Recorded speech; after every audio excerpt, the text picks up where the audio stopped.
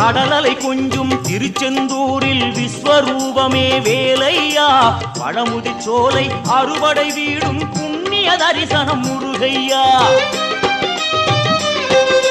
திருநீர் அணிந்து வரும் போது நெஞ்சில் நிம்மதி பிறக்குது கந்தையா சுகனே சிவனார் மகனே உன்னை பாட பாட சுகமாகுதையா வேல் முருகா அரோகரா அரோகரா வேல்